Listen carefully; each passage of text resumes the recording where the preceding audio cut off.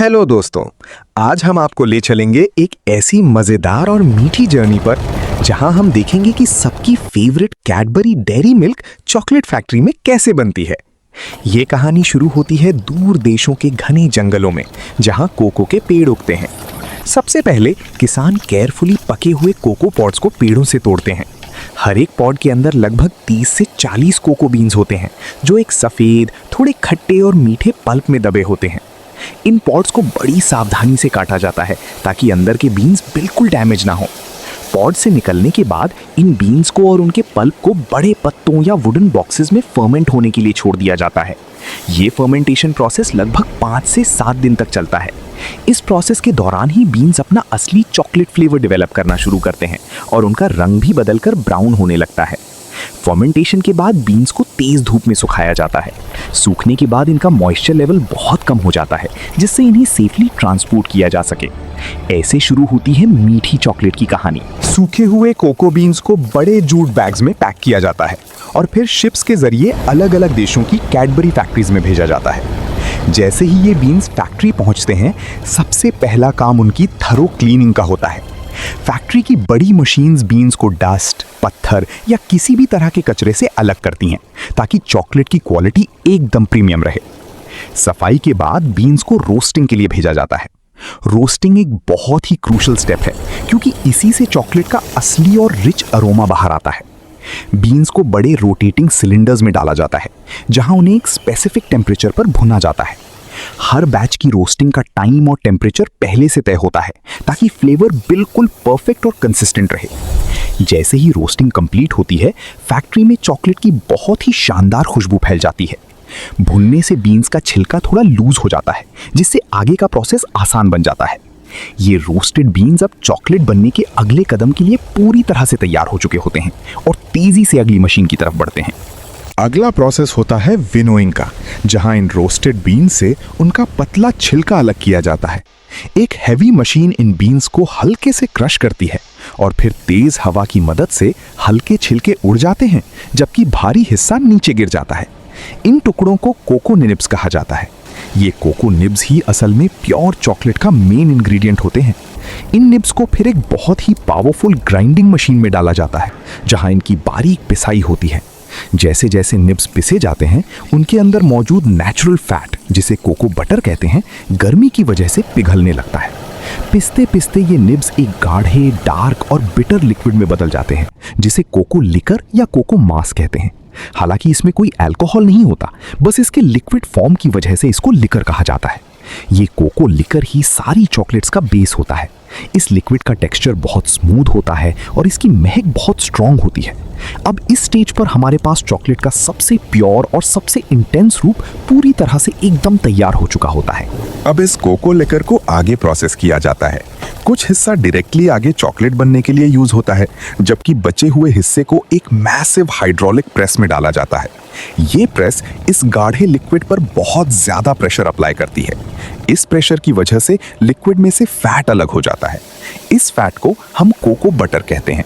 ये क्लियर और सुनहरे रंग का ऑयल जैसा होता है जो चॉकलेट को उसकी मेल्ट इन द माउथ वाली सिल्की टेक्सचर देता है। प्रेस करने के बाद जो ड्राई और सॉलिड हिस्सा बचता है उसे कोको प्रेस केक कहते हैं। इस केक को पीसकर फाइन पाउडर बनाया जाता है जिसे हम आमतौर पर घरों में बेकिंग और हॉट चॉकलेट बनाने के लिए कोको पाउडर के रूप में जानते हैं। कैडबरी डेयरी मिल्क में सबसे जरूरी चीज ये कोको बटर ही होता है। इस बटर को निकालकर अलग से स्टोर कर लिया जाता है ताकि बाद में इसको वापस चॉकलेट के मिक्सचर में मिलाया जा सके।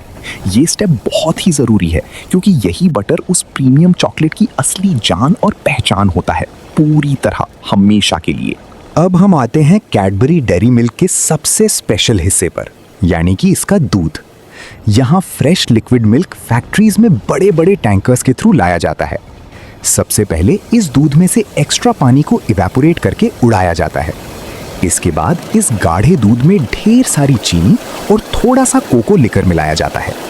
इन तीनों चीजों का मिक्सचर एक थिक पेस्ट बन जाता है। इस मिक्सचर को बड़े वैक्यूम ओवन्स में पकाया जाता है जहां दूध, चीनी और कोको एक दूसरे के साथ पूरी तरह से कैरेमलाइज हो जाते हैं। पकने के बाद ये मिक्सचर बिल्कुल सूख जाता है और छोटे छोटे क्रम्बल्स या ग्रैन्यूल्स का रूप ले लेता है। इसे फैक्ट्री की लैंग्वेज में चॉकलेट क्रम कहा जाता है। यही क्रम कैडबरी डेयरी मिल्क का सीक्रेट और सबसे खास इंग्रेडिएंट है, जो उसे दुनिया की दूसरी चॉकलेट से बिल्कुल अलग बनाता है। इस चॉकलेट क्रम के अंदर दूध की मिठास और कोको का रिच टेस्ट अच्छी तरह से लॉक हो चुका होता है। अब ये क्रम आगे जाकर हमारी फेवरेट मीठी चॉकलेट बनने के अगले महत्वपूर्ण कदम के लिए बिल्कुल पूरी तरह से नए रूप में तैयार हो चुका है दोस्तों। चॉकलेट क्रम बनने के बाद उसमें एक बार फिर से नई जान डाली जाती है। इस क्रम को बड़े मिक्सर्स में डाला जाता है और वहां इसमें एक्स्ट्रा कोको बटर और थोड़ा सा कोको लिकर मिलाया जाता है। ये वही कोको बटर है जो हमने पहले हाइड्रोलिक प्रेस करके अलग किया था। इस एक्स्ट्रा बटर को मिलाने का मकसद ये होता है कि चॉकलेट बिल्कुल स्मूथ बन जाए और खाते वक्त आसानी से पिघल जाए। यहाँ एक थिक और गाढ़ा चॉकलेट पेस्ट तैयार होता है, लेकिन ये पेस्ट अभी भी थोड़ा रफ और दानेदार होता है, बिल्कुल आम मिट्टी जैसा फील देता है। इस पेस्ट को स्मूथ बनाने के लिए इसको रिफाइनिंग के प्रोसेस से गुजरना पड़ता है। रिफाइनिंग के बिना ये चॉकलेट हमारे मुंह में बिल्कुल अच्छी नहीं लगेगी, इसलिए मिक्सर से निकलने के बाद इस पूरे पेस्ट को अगले सेक्शन में भेजा जाता है, जहां पर मशीन इसको बहुत बारीक और सिल्की बनाती है। ये मिक्सिंग का प्रोसेस लगातार चलता रहता है ताकि सारे इंग्रेडिएंट्स आपस में एक साथ मिलकर एक जैसा फ्लेवर और टेस्ट दें। चॉकलेट अब धीरे धीरे अपनी असली पहचान और रूप में आना शुरू हो चुकी है, पूरी तरह से आगे बढ़ने के लिए। इस रफ चॉकलेट पेस्ट को स्मूथ बनाने के लिए अब इसे रिफाइनर्स के थ्रू पास किया जाता है। रिफाइनर्स बेसिकली बड़े बड़े और हैवी स्टील रोलर्स होते हैं जो आपस में बहुत टाइट तरीके से जुड़े होते हैं। जब चॉकलेट इन हैवी रोलर्स के बीच से निकलती है तो इसके अंदर मौजूद चीनी और कोको के दाने बहुत ही फाइन पार्टिकल्स में पिस जाते हैं।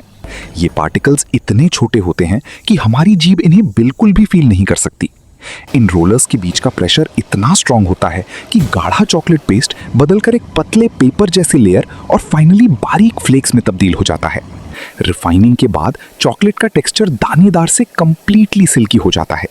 यही स्टेप इंश्योर करता है कि जब आप अपना फेवरेट डेयरी मिल्क का टुकड़ा मुंह में डालें तो वो एकदम मक्खन की तरह पिघल जाए। रिफाइनिंग एक कंटिन्यूअस प्रोसेस है और इसमें रोलर्स को बहुत ध्यान से मॉनिटर किया जाता है ताकि परफेक्ट स्मूथनेस अचीव की जा सके। अब इन सिल्की फ्लेक्स को अगले मशीन में डाला जाता है, जहां एक और भी ज्यादा मजेदार प्रोसेस उनका बेसब्री से वहां पर इंतजार कर रहा होता है। इन बारीक रिफाइंड फ्लेक्स को अब अगले स्टेप के लिए भेजा जाता है, जिसे कॉन्चिंग कहते हैं। कॉन्चिंग सच में चॉकलेट बनाने का सबसे इंपॉर्टेंट और लंबा स्टेप होता है। यहाँ पर उन ड्राई फ्लेक्स को एक बड़ी मिक्सिंग मशीन में डाला जाता है, जिसे कॉन्चे बोलते हैं। इस मशीन में ये चॉकलेट का मिक्सचर हैवी रोलर्स के जरिए लगातार मिक्स, मैश और एरेट होता रहता है। ये प्रोसेस कई घंटों तक और कभी-कभी तो पूरे एक दिन तक बिना रुके चलता है। कॉन्चिंग के दौरान थोड़ी और मात्रा में कोको बटर और फ्लेवरिंग्स जैसे वनीला को ऐड किया जाता है। इस लगातार मिक्सिंग की वजह से फ्रिक्शन पैदा होता है, जो चॉकलेट को गर्म करके लिक्विड फॉर्म में ले आता है। कॉन्चिंग से चॉकलेट की स्लाइट बिटरनेस और अनवांटेड एसिडिटी हवा के साथ उड़ जाती है। इससे चॉकलेट का टेस्ट और ज़्यादा रिच, स्वीट और वेल राउंडेड हो जाता है। जब कॉन्चिंग का प्रोसेस कंप्लीट हो जाता है, तब हमारे पास एकदम लिक्विड, शाइनी और स्मूथ चॉकलेट मिलती है। ये बिल्कुल वैसा ही रूप है जैसा हम हमेशा टीवी कमर्शियल्स में मोल्टन चॉकलेट की नदियां बहती हुई देखते हैं, बहुत ही मजे और खुशी के साथ दोस्तों, हमेशा। लिक्विड चॉकलेट तैयार है, लेकिन इसे अभी डायरेक्ट बार में नहीं बदला जा सकता। अगर ऐसा किया तो चॉकलेट सॉफ्ट रह जाएगी और इजीली पिघल जाएगी। इसीलिए अब टेम्परिंग का प्रोसेस आता है। टेम्परिंग में इस गर्म चॉकलेट को बहुत केयरफुली एक स्पेसिफिक टेम्परेचर तक ठंडा किया जाता है और फिर दोबारा हल्का गर्म किया जाता है। इस हीटिंग और कूलिंग साइकिल से कोको बटर के क्रिस्टल्स एक परफेक्ट स्ट्रक्चर में सेट हो जाते हैं। यही प्रोसेस चॉकलेट को एक अच्छी शाइन, ग्लॉसी लुक और तोड़ने पर वो मज़ेदार स्नैप वाली आवाज़ देता है।